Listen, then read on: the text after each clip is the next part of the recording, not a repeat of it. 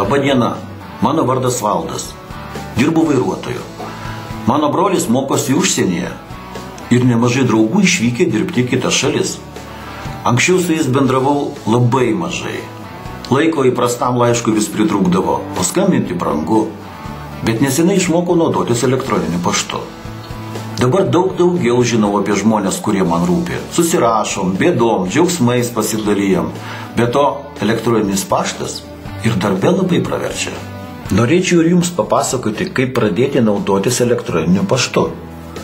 Susikūrę pašto dėžutę ir išmokę ją naudotis, savo paštą galėsite pasitikrinti bet kuriame kompiuteryje, prijungtame prie interneto.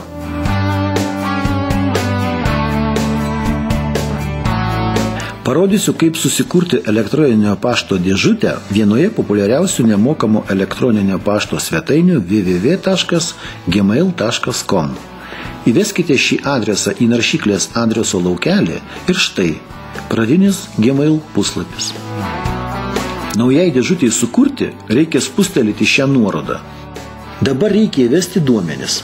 Pirmiausia, tikslų savo vardą ir pavardę, nes juos matys žmonės, kuriems siūsite laiškus. O čia įrašykite norimą vartotojo vardą, kuris bus naudojamas jungiantis prie dėžutės.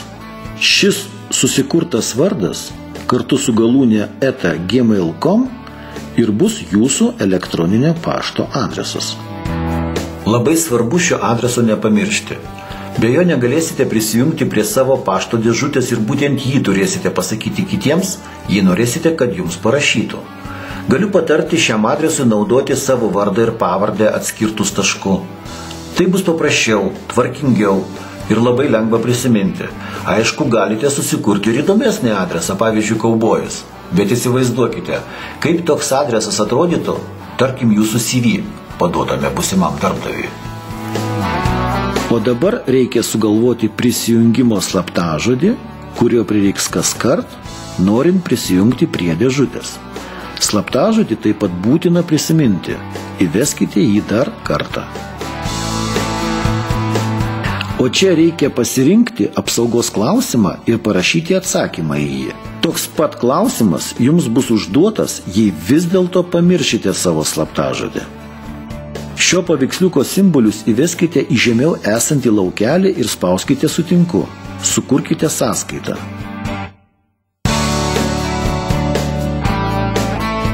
Viskas. Sveikinu. Jūs jau turite elektroninę pašto dėžutę. Dar kartą primenu, gerai įsiminkite ir netgi užsirašykite savo vartotojo vardą ir slaptažodį. Patikėkite, juos pamiršti lengviau nei atrodo.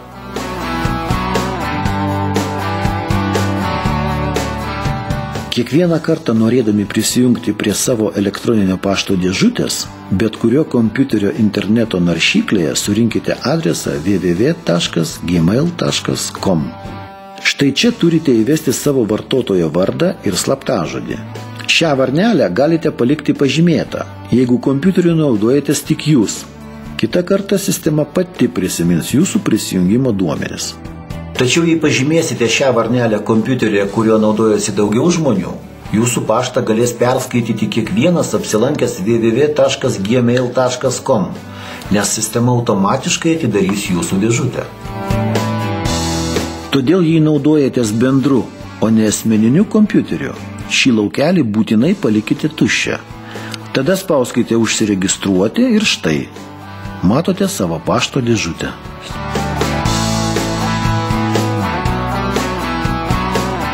Kągi, parašykime pirmąjį laišką. Spaudžiame sukurti laišką štai čia. Visų pirma reikia įrašyti adresą žmogaus, kuriam bus siunčiamas laiškas. Jį turite žinoti. Pavyzdžiui, aš dabar parašysiu savo broliui gyvenančiam užsienyje. Štai čia rašoma laiško tema. Tam, kad vos gavęs laišką žmogus, jo dar neperskaitęs matytų, apie ką bus rašoma. Nu, o pagrindinėme laiško laukelėje parašykite trumpą klausimą. Baigęs laišką spaudžiu siųsti ir viskas. Jis po kelių sekundžių atsiduria mano brolio Simo pašto dėžutėje. Turbūt suprantate, kad rašant elektroninius laiškus galioja tokios pat mandagumo taisyklės kaip ir bendraujant įprastais laiškais. Taigi visada laiško pradžioje pasisveikinkite, stenkitės rašyti taisyklingai, būtinai pasirašykite. Beje, savo pašto dėžutę tikrinkite reguliariai, net jei nelaukite konkretaus atsakymo. Galbūt kas nors parašė jums pirmas. Pavyzdžiui, aš savo paštą tikrinu kasdien.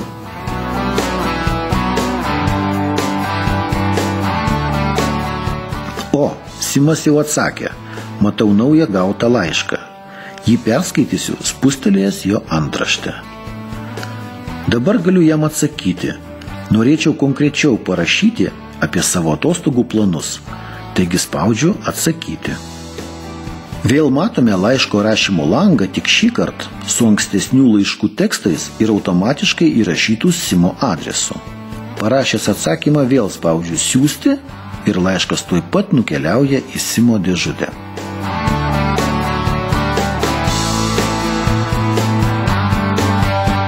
Beje, kartu su laišku galima siųsti įvairių dokumentų – tekstų, nuotraukų, filmukų, muzikos įrašų. Noriu prisekti Simui vieną mūsų su mama nuotrauką, taigi spaudžiu pridėti failą ir nurodau, kur mano kompiuteryje ji yra. Suradęs nuotrauką ją pažymiu, spusteliu nuorodą atidaryti ir štai, ji jau pridėta prie mano laiško. Dabar spaudžiu siųsti.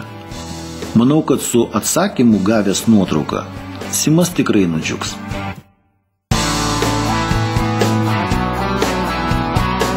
Taip pat pravartu žinoti, kad tą patį laišką galima iškart išsiųsti keliems žmonėms. Tai reikia laukelyje kam įrašyti jų visų adresus. Štai čia matau, kad Simas, siųsdamas atsakymą man, jį išsiuntė ir mamai. Dabar Simas mums atsiuntė nuotrauką. Ja atidarau, spustelės šią nuorodą. Aš irgi pasinaudosiu šią labai patogią elektroninę pašto suteikiamą galimybę. Vietoj paprasto atsakymo Simui spausiu atsakyti visiems. Matote? Laiško rašymo langas niekiek nesiskiria nuo įprasto, tačiau šiuo atveju adresų laukelėje sistema iškart pateikia visų susirašinėjimo dalyvių adresus. Taigi automatiškai tą patį laišką išsiųsiu kiekvienam jų. Iš naujo vesti adresų nereikia. Surenku trumpą atsakymą, pasirašau, vėl spaudžiu siųsti ir galiu būti ramus, kad laišką gavo visi dalyvavę planuojant atostogas.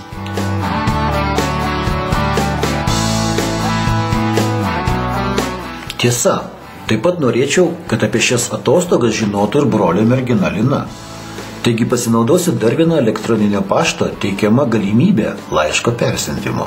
Lina ne tik galės perskaityti mūsų susirašinėjimą, bet ir pasigrožėti prisegtomis nuotraukomis.